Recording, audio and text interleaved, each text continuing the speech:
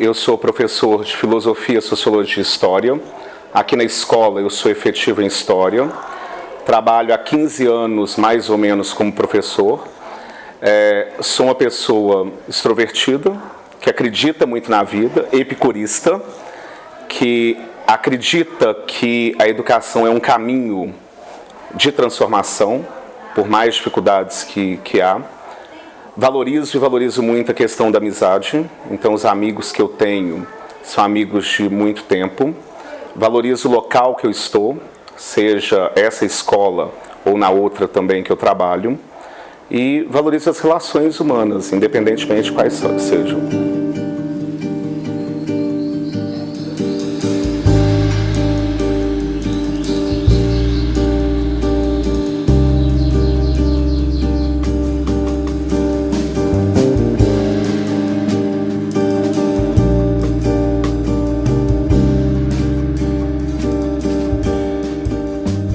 Eu comecei a lecionar com 18 anos, na EJA, Educação de Jovens e Adultos, e o primeiro dia de aula para mim me marcou muito. Eu fui dar aula de boné, e entrando em sala de aula, nenhum aluno entrou.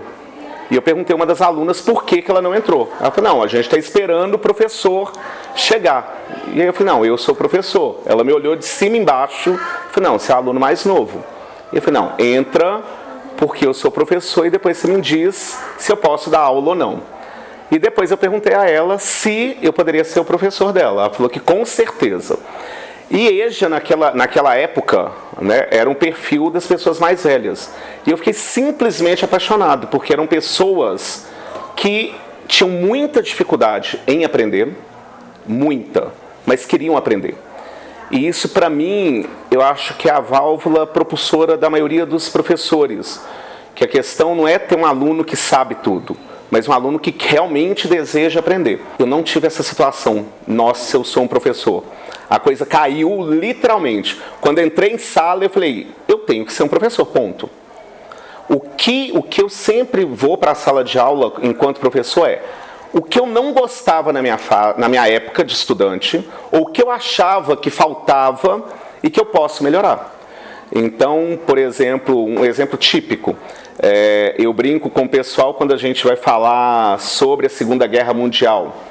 E aí os Estados Unidos são atacados por Japão. Na minha época de escola eu ficava imaginando, como assim atacado pelo Japão, atravessou o mapa inteiro, né? Porque você viu o mapa, você atravessou o mapa inteiro e não tinha aquela noção que está grudado ali. Então, essas coisinhas pequenas, que na minha época de estudo eu ficava assim, mas como assim?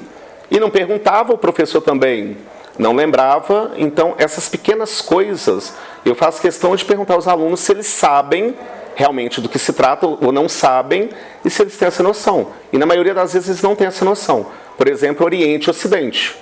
Eles não sabem distinguir o que é o que. Dentro dessa... E aí você está falando Ocidente, Oriente, se ele não consegue definir, né, se localizar dentro do mapa onde está isso, como que ele pode entender o restante da matéria? Então são coisas pequenas que fazem diferença. Bem, no primeiro momento eu sou conhecido como professor extremamente exigente. Porque eu sou exigente em relação principalmente aos trabalhos. E à medida que os alunos vão me conhecendo, eles vão percebendo que a exigência não é em relação somente a mim.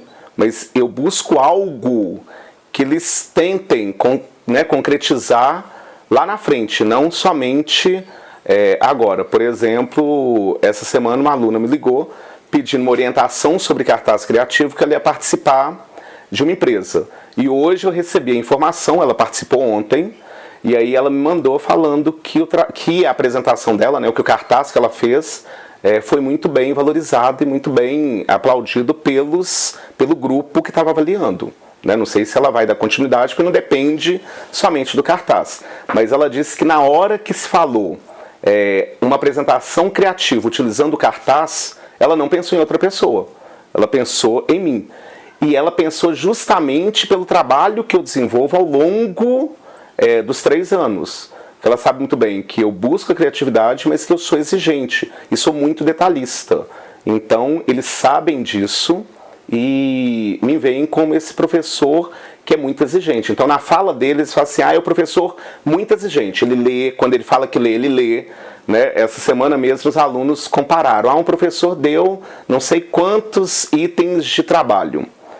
Mas a gente não sabe se ele vai ler mesmo, porque você lê. Então, se você der 100 páginas, você vai ler 100 páginas. Então, mas eles veem isso como uma coisa positiva. E, ao mesmo tempo, morrem de medo. Porque eles sabem que se eles não fizerem bem feito, eles vão ouvir, porque eu vou pontuar o que está ruim, por que está ruim e como pode ser melhor. Então, uma das coisas que eu tenho muito forte em mim é, eu sei das dificuldades que tem na escola pública.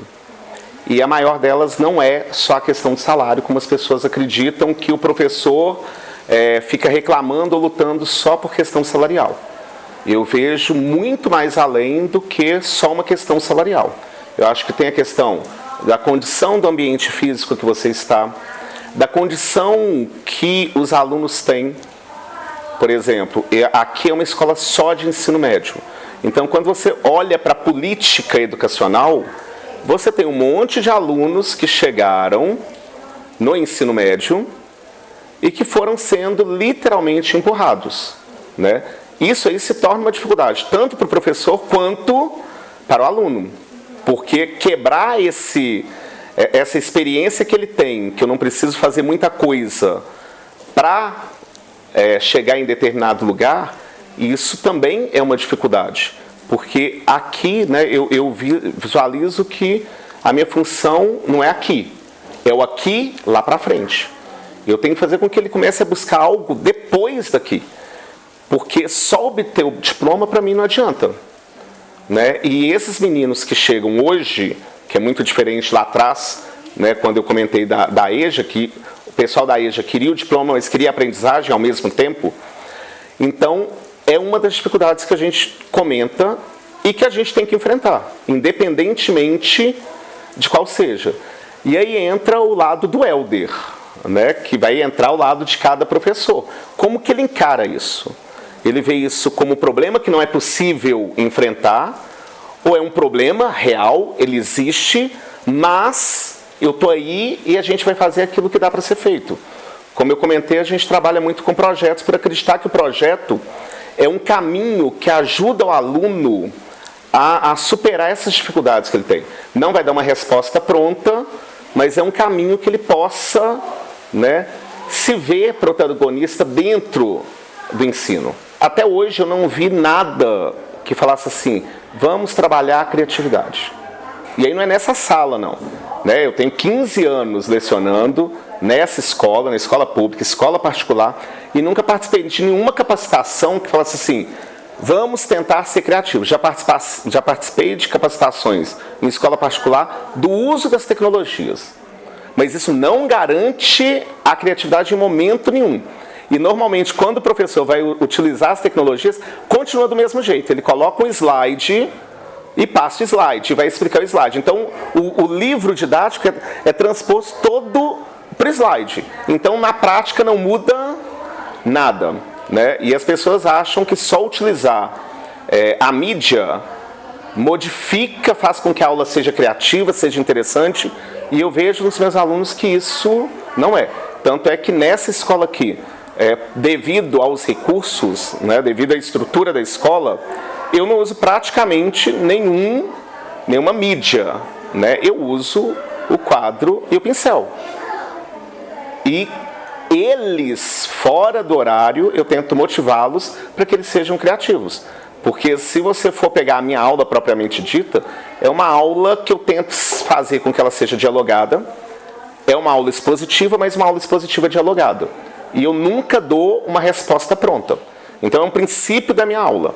Né? Eu não vou chegar aqui e dar a resposta pronta. Eu quero saber o que ele realmente sabe acerca daquilo ali. Porque se ele não sabe nada, então eu tenho que mudar os percursos para informar aquilo que é básico. Né?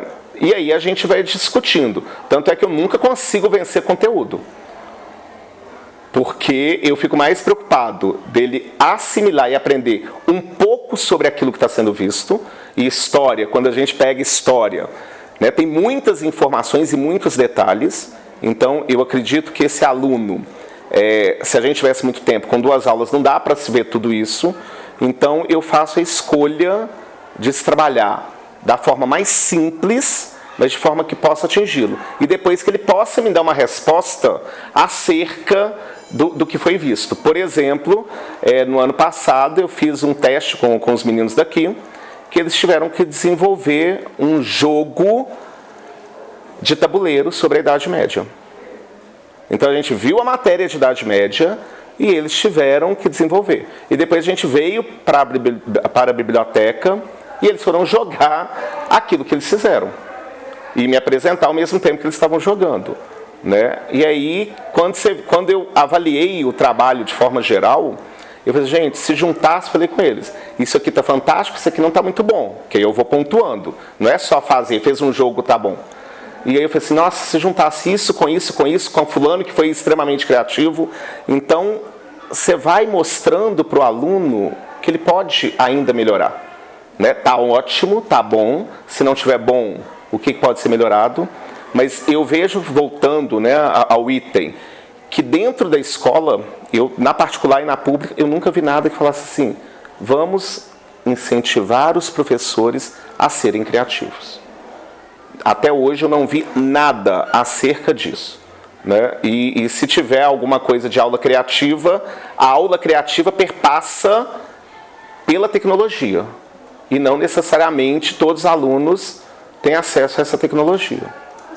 A pior coisa para dar aula para mim, o pior que não tem o pior. Porque, exemplo, o pessoal fala assim, diário. Eu mexo com diário rapidamente, porque eu gosto da parte da tecnologia. Então, preencher diário para mim nunca foi um problema. Corrigir prova também nunca foi um problema para mim. Que eu ligo o meu lado automático, porque eu tenho que corrigir. Eu não tenho que ficar fazendo análises daquilo que está sendo escrito. Então, eu ligo o lado automático e corrijo. Né? Talvez o pior para mim é quando eu não consigo...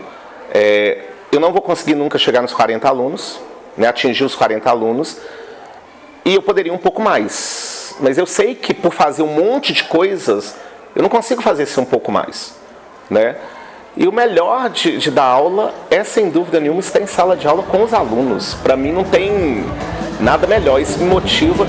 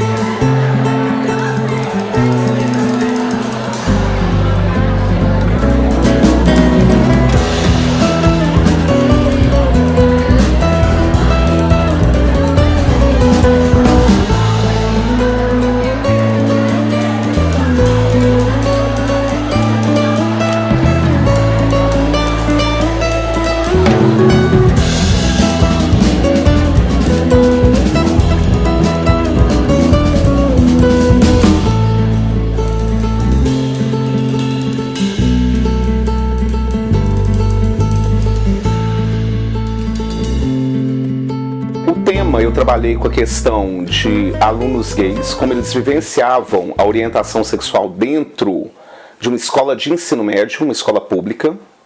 Então o objetivo era saber até que ponto se há um preconceito, se não há preconceito, se há um respeito, se não há um respeito. E aí essa foi a proposta. E aí foi feita entrevista com alunos, né, assumidamente gays, assumidamente no bom sentido, porque ninguém sai levantando uma bandeira. Depois eu cruzei essas informações com a fala de colegas da escola, professores e orientador, para ver até que ponto se estava faltando alguma coisa, se algo não tinha sido dito e como apareceu, né, muitas coisas não foram ditas, e o grande resultado a escola ainda não dialoga sobre a questão da diversidade sexual. Isso aí ficou muito claro dentro da pesquisa. E nesse caso, na escola específica, tem uma abertura, a escola não vê o problema de ter lá casais homoafetivos, mas porém há aí uma falta de trabalho por parte dos professores, da direção, em relação a saber lidar com isso. Então esse foi a proposta e os resultados que eu cheguei no final do mestrado. Como que é isso na realidade? Então a gente está em 2019 e isso começou a piorar muito em 2018, no sentido da famosa ideologia de gênero, que as pessoas levantam uma bandeira que elas, e aí eu falo dentro daquilo que eu estudei, levantam dentro daquilo que elas não sabem, né? Ideologia de gênero em relação a que eles estão falando. Porque ouve-se muito que é para falar, para inserir, para fazer com que o menino vire gay. E aí eu brinco muito com os meus alunos, eu falo abertamente com os meus alunos, se um professor com uma aula, 2 na semana, num bimestre, conseguir fazer o que um professor não conseguiu fazer, vários professores não conseguiram fazer ao longo de não sei quantos anos, esse professor é muito bom. Né? E a gente sabe que na prática não é isso que vai determinar. Isso tem a ver inclusive com o estudo do medo de se discutir sexualidade dentro da escola, e essa discussão tem que ser empurrada para o mais tardar possível. Né? E aí em 2018, infelizmente, a gente tem essa bandeira, já com propostas dentro, né, do Congresso, de se proibir essa questão.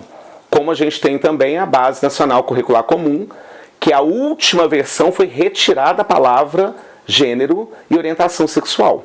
E aí eu falo com as pessoas, com os meus alunos, não está proibindo por enquanto, é proibido trabalhar sobre isso. E lá na Base Nacional Curricular Comum vem informando, deve-se trabalhar toda e qualquer forma de discriminação social. E as questões de diversidade sexual é um tipo de discriminação. E trazendo mais próximo para os alunos, que eu acho que essa é a minha preocupação maior, eles se sentem muito perdidos, porque eles veem, eu falo porque eu já conversei com vários alunos, não só na pesquisa, eles veem como algo extremamente feio, que é passado para eles, pecaminoso, que é imoral. Então eles se sentem mal quando pensam na possibilidade de não serem heterossexuais. Então precisa se trabalhar, e precisa trabalhar muito a questão da diversidade sexual e a questão da sexualidade. Porque nem a questão do sexo propriamente dito, dos métodos contraceptivos, etc., isso é trabalhado. Porque o número de gravidez na adolescência ela tem aumentado. E eu falo com os alunos, isso é o que a gente fica sabendo. Porque a pílula do dia seguinte, eles tomam, né, no caso elas, as meninas, tomam como se estivesse sendo um comprimido de dor de cabeça. Então se você pega uma escola da minha época, da década de 80, que peguei o finalzinho da época da ditadura militar, em que estava todo mundo literalmente uniformizado, dos pés à cabeça, todos iguais, cantando o hino nacional, etc, etc, e reproduzindo sempre de acordo com aquilo que era pedido. E hoje você tem um aluno que fala, não, eu não concordo, um aluno que, em relação à roupa, mostra quem ele é, e aí eu acho que isso evoluiu muito. O que eu acho que falta é investir na qualidade do ensino, mas em relação à questão do sujeito que está ali, eles evoluíram muito. Por mais que as pessoas acreditam que esse aluno de hoje é um aluno que não está nem aí para nada, e eu não concordo com isso. Eu acho que eles não têm uma perspectiva de futuro igual a gente tinha. Pensava daqui 10 anos, 15 anos, mas isso é uma realidade, não deles. Acontece agora. O WhatsApp é um dos exemplos que a gente tem. Você manda mensagem na hora e quer a resposta na hora. Então, nós nos tornamos imediatistas, e não só os alunos, que a gente também faz isso da mesma forma. Mas eu acho que, quando você olha toda a estrutura da escola dentro do Brasil, houve esse avanço. O que falta é falar, agora eu quero melhorar o conhecimento que esses alunos vão sair daqui. E aí depende de políticas públicas. Não depende só do aluno, e não só do professor, mas tem que ter políticas públicas que dê suporte para isso.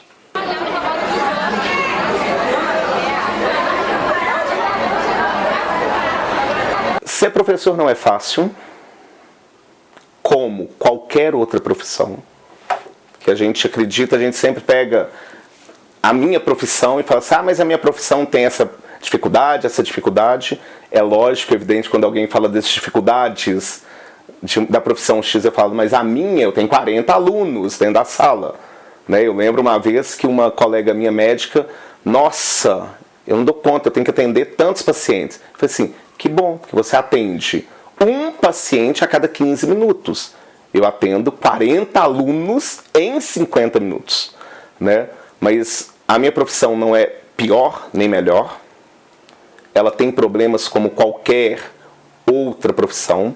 É lógico, evidente, que tanto a minha, a área da educação e a área da saúde são áreas que são muito deixadas de lado.